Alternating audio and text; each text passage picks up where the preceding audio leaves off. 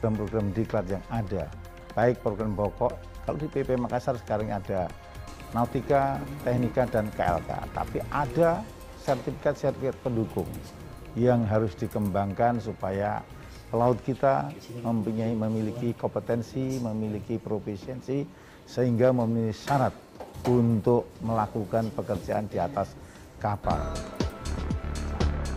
Hari itu, Kelvin dan taruna-taruni lainnya bersiap meningkatkan kompetensi di darat melalui praktikum di laboratorium dan simulator.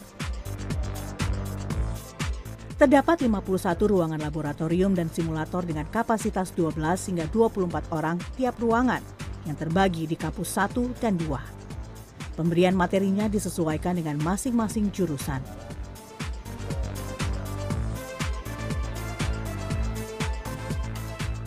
Untuk menyempurnakannya, mereka harus terjun di kapal latih Sultan Hasanuddin. Kapal latih milik PIP Makassar ini dibuat di salah satu perusahaan galangan kapal di Pontianak pada 2017. Panjang kapal 63 meter dan lebar 12 meter.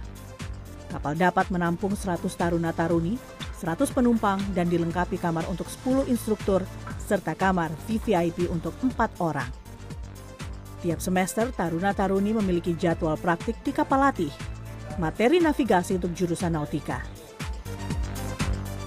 materi permesinan untuk teknika, dan wawasan tentang pengoperasian kapal, penanganan dokumen, penerapan peraturan keselamatan untuk jurusan Ketatalaksanaan Angkutan Laut dan Kepelabuhan KALK.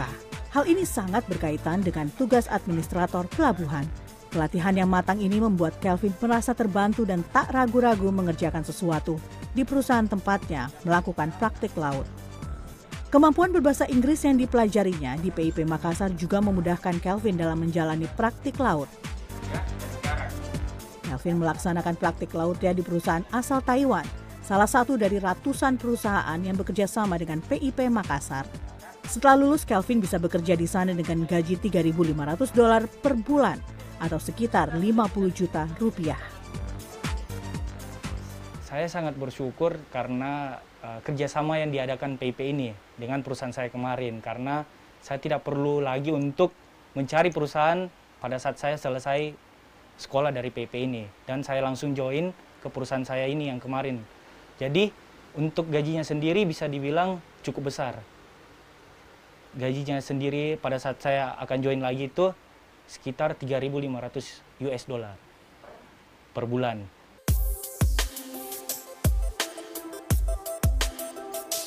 Lembaga pendidikan tinggi vokasi yang saat ini dikenal sebagai Politeknik Ilmu Pelayaran Makassar memiliki akar sejarah yang panjang. Lembaga yang merupakan institusi pendidikan bidang maritim tertua di Indonesia ini bermula dari sekolah kejuruan untuk awak kapal pribumi di Makassar. Sejalan dengan meningkatnya kebutuhan anak buah kapal, pada 1921 dibangun gedung sekolah untuk menampung para calon kelasi atau awak kapal. Momentum itu menjadi bukti sejarah cikal bakal berdirinya PIP Makassar. Sekolah ini pernah ditutup dan dibuka kembali, serta mengalami beberapa kali pergantian nama sesuai jenjang pendidikan dan perkembangan zaman. Sejak 1999, Balai Pendidikan dan Latihan Pelayaran Ujung Pandang telah berganti nama menjadi Politeknik Ilmu Pelayaran PIP Makassar dengan program pendidikan Diploma 4 Pelayaran. Pada 2010 hingga 2016, gedung kampus 2 PIP Makassar telah dibangun di Jalan Salodong, Kelurahan Untia, Kecamatan Biringkanaya, Makassar. Sementara itu, kampus 1 tetap berada di Jalan Tentara Pelajar, Kelurahan Malimongan Tua, Kecamatan Wajo, Makassar. Sebelum pandemi, taruna-taruni diwajibkan tinggal di asrama kampus. Institusi PIP Makassar sejak 2020 hingga 2025 terakreditasi dari Badan Akreditasi Nasional Perguruan Tinggi. Sebagai perguruan tinggi pelayaran niaga, PIP Makassar menawarkan berbagai jenis diklat.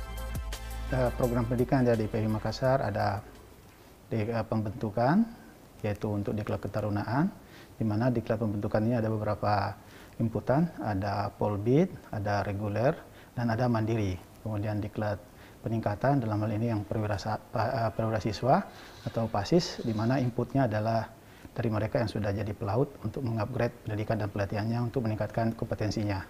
Kemudian diklat keterampilan, di mana diklat keterampilan ini adalah diklat yang mendukung kompetensi mereka bekerja di atas kapal, dan terakhir diklat-diklat revalidasi.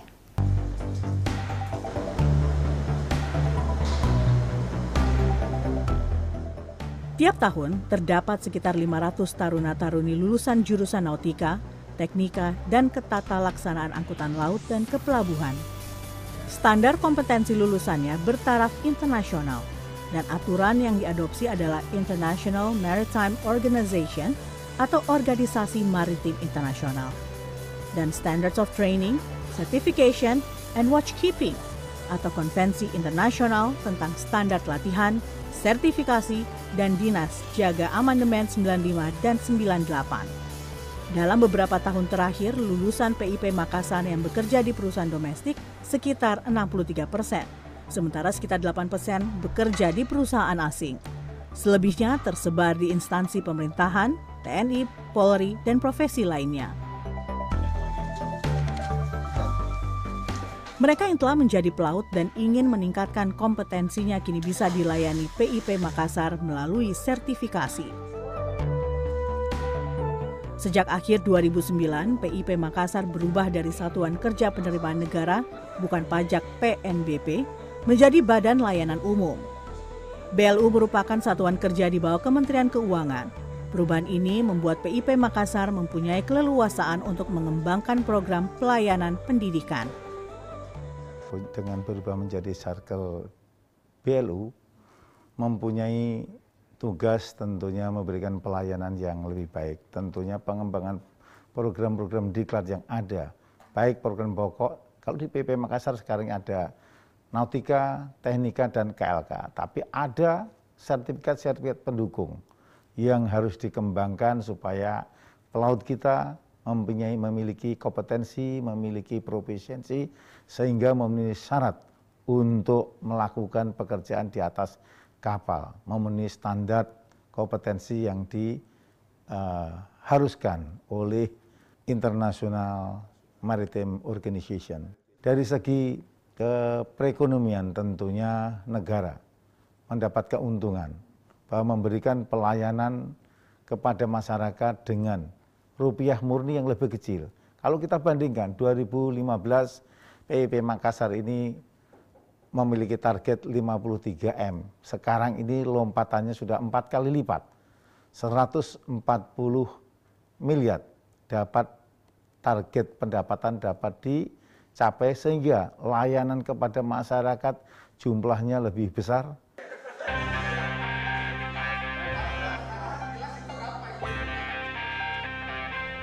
Untuk mendongkrak perekonomian dan meningkatkan kompetensi, masyarakat sekitar yang rata-rata berprofesi sebagai nelayan pun mendapat diklat pemberdayaan masyarakat secara gratis.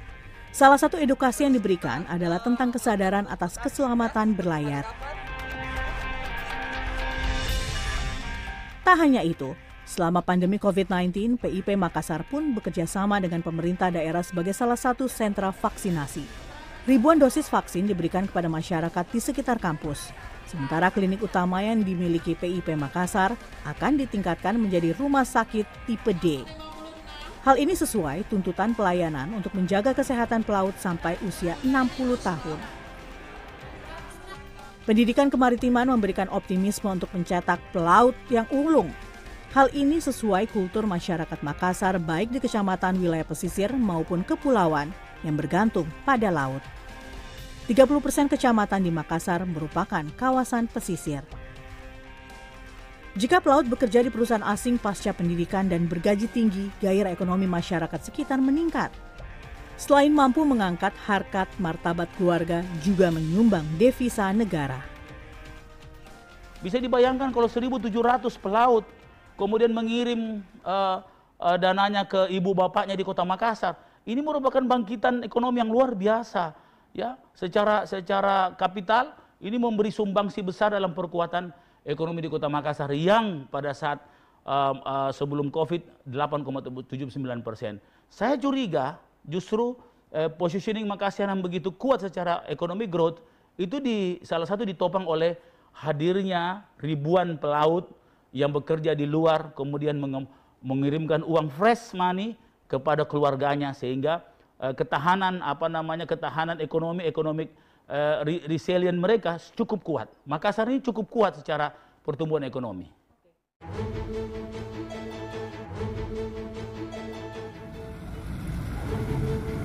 Assalamualaikum warahmatullahi wabarakatuh. Masih bersama Kapten Gapi. Pada video kali ini kita akan mengantar taruna-taruni PIP Makassar untuk melaksanakan praktek di kapal latih Sultan Hasanuddin milik PIP Makassar. Okay, you can do let's look ahead.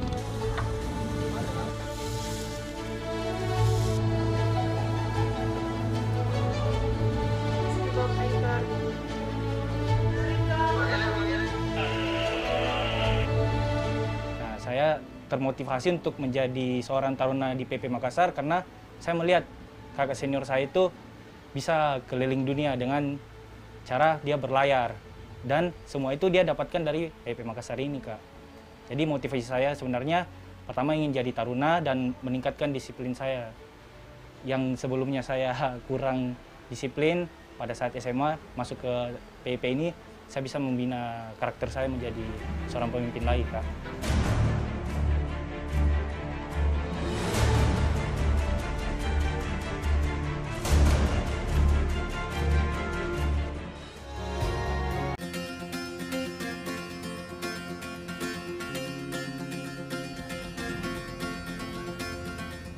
Kondisi geografis Indonesia yang dikelilingi perairan membuat aktivitas perdagangan jalur laut memainkan peranan penting dalam membangun sistem hubungan perdagangan dunia. Di zaman pemerintahan Hindia Belanda sejak beroperasinya kapal uap dan dibentuknya perusahaan pelayaran kerajaan Belanda KPM pada akhir abad ke-19 di Amsterdam, terjadi perubahan dan kemajuan besar dalam pelayaran antar pulau di Indonesia. Perubahan ini terutama terjadi di kawasan kepulauan bagian timur, seperti Sulawesi, Nusa Tenggara, dan Maluku. Kehadiran kapal uap dan perusahaan pelayaran KPM telah mengubah aktivitas perdagangan dan pelayaran di masa itu. Pelayaran KPM yang tak memandang musim, di satu sisi membawa kemunduran terhadap pelayaran perahu-perahu tradisional masyarakat pribumi seperti Pandewakang, Palari, dan lain-lain. Namun di sisi lain, hal itu juga telah memperkenalkan penggunaan teknologi pelayaran dan perkapalan yang lebih modern di Hindia Belanda. Penggerak pelayaran di Hindia Belanda adalah orang-orang Eropa, terutama Belanda dan Inggris. Sejak permulaan abad ke-20 telah diupayakan adanya sekolah atau instansi pendidikan yang bergerak dalam bidang pelayaran. Tujuannya untuk melatih orang-orang pribumi di Hindia Belanda untuk penerapan ilmu serta teknologi pelayaran dan perkapalan. Sekolah tersebut diharapkan menjadi tempat khusus untuk melatih para calon perwira kapal, terutama dari kalangan pribumi di kapal-kapal milik pemerintah kolonial Hindia Belanda. Jadi sebenarnya memang sekolah-sekolah ini dibangun untuk pribumi, tetapi untuk memainkan peranan di dalam armada kapal kolonial, baik kolonial Belanda maupun kolonial Jepang. Jadi itu kebutuhannya untuk sekolah pelayarannya. Sedangkan yang di Jawa juga demikian, untuk memainkan peranan misalnya bangunan kapal, masinis, dan seterusnya. Nah, dalam hal itu dia sangat memenuhi, tetapi sekali lagi tidak untuk armada pribumi sendiri, tetapi armada yang dikelola oleh pemerintah kolonial, baik kolonial Belanda maupun kolonial Jepang. Perkembangan sekolah-sekolah dan akademi pelayaran di dunia saat ini tidak dapat dipisahkan dari sejarah sekolah kejuruan pelayaran di Prins Hendrikade, dulu Ikrat, Amsterdam, Belanda, yang berdiri sejak 1785. Pendirian sekolah khusus pelayaran di Belanda kemudian mengilhami pembangunan sekolah pelayaran yang hampir sama di wilayah koloni. Sekolah khusus pelayaran untuk pelaut pribumi di wilayah Hindia Belanda akhirnya dibangun di Makassar. Sebelumnya pendidikan untuk para pelaut pribumi bertempat di Batavia, Jakarta, dan dilakukan langsung di atas kapal. Sekolah di Makassar ini diberi nama Sekolah Kejuruan untuk Awak Kapal Pribumi di Makassar. Sekolah itu didirikan untuk memenuhi kebutuhan akan pelaut dari kalangan pribumi oleh Angkatan Laut Kerajaan Belanda di Hindia Belanda. Hal baru berubah nanti di awal abad ke-20 setelah Perang Dunia Pertama baru dirasa penting bagi pemerintah Hindia Belanda untuk membangun sekolah. Nah, karena itulah di tahun 1915 dibangunlah sekolah yang di Makassar yang namanya Quick School for Inlandse Scheppelingen atau sekolah kejuruan untuk pelaut-pelaut pribumi. Sebenarnya sekolah itu direncanakan akan dibangun di Padang, tidak di Makassar. Tetapi kemudian oleh pemerintah pada saat diputuskan di Makassar karena dua hal. Pertama, letaknya di tengah jaringan laut. Yang kedua, diharapkan tidak hanya orang dari Jawa, tapi pribumi dari tempat-tempat yang punya tradisi laut seperti Bugis dan Makassar, itu bisa mendaftar ke situ. Kebetulan karena kita orang mesin, ya, tiba-tiba pos dikontrol ini naik. Kelvin Syantotowi adalah taruna abad ke-21 yang bercita-cita mengarungi lautan dunia. Ia menempa diri di Politeknik Ilmu Pelayaran PIP Makassar D4 Teknika. Seorang taruna atau taruni haruslah terseleksi dalam hal pengetahuan akademis dan fisik. Perjuangan Kelvin tak berhenti sampai di situ. Hampir 2 tahun lalu ibundanya menghembuskan nafas terakhir karena sakit. Hal itu membuatnya terpukul dan mengalami kesulitan membayar biaya pendidikan. Kelvin berusaha bangkit, memotivasi diri dan berhasil lolos seleksi di salah satu perusahaan pengiriman kontainer terbesar di dunia. Kelvin masuk dalam 8 besar, menyisihkan ratusan pelamar melalui rekrutmen yang digelar PIP Makassar. Selama setahun praktik laut, ia mengantongi uang saku $1.000 Amerika per bulan atau sekitar 14 juta rupiah. Hasil jerih payahnya itu sebagian ia gunakan untuk membayar biaya pendidikan semester. Di situ saya termotivasi untuk bisa lebih belajar lagi, memotivasi diri saya, terutama untuk mama saya, untuk bisa lolos ke perusahaan ini, Kak. Jadi pada saat saya menjalani praktek laut selama 1 tahun, dan kembali lagi untuk menjalani pendidikan, yaitu pada saat semester 7, dari hasil praktek laut saya mendapatkan uang saku dari praktek saya kemarin, dan untuk membayar uang semester saya.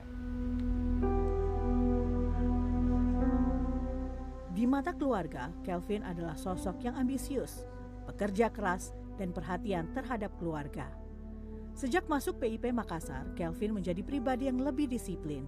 Sebagian uang saku yang didapat dari praktik laut juga disisihkan untuk kebutuhan rumah sehari-hari, seperti membayar biaya listrik, air, makan, dan membantu biaya kuliah adiknya. Secara tak langsung, Kelvin menjadi kepala keluarga bagi adik dan neneknya. Menurut saya itu salah satu hal yang luar biasa yang bisa dicapai di umur-umur saat gini, apalagi di kondisi saat seperti kami yang betul-betul udah kehilangan orang tua. Jadi saya cukup senang dan bangga akan prestasinya yang bisa melakukan hal seperti itu. Saya betul-betul bangga dan salut sama kakak saya sendiri.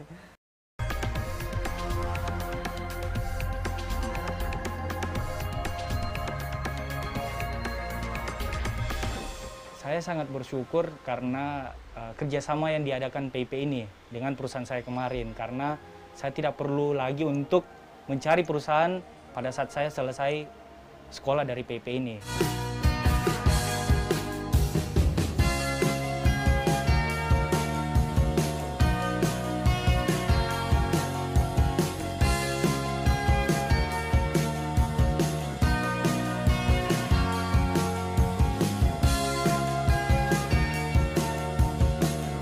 Assalamualaikum warahmatullahi wabarakatuh. Sebelum lanjut videonya, jangan lupa like, share, dan subscribe channel ini agar kawan-kawan bisa mendapatkan notifikasi video terbaru dari channel Kapten Gapi. Jika ada saran dan pertanyaan, bisa komen di kolom di bawah.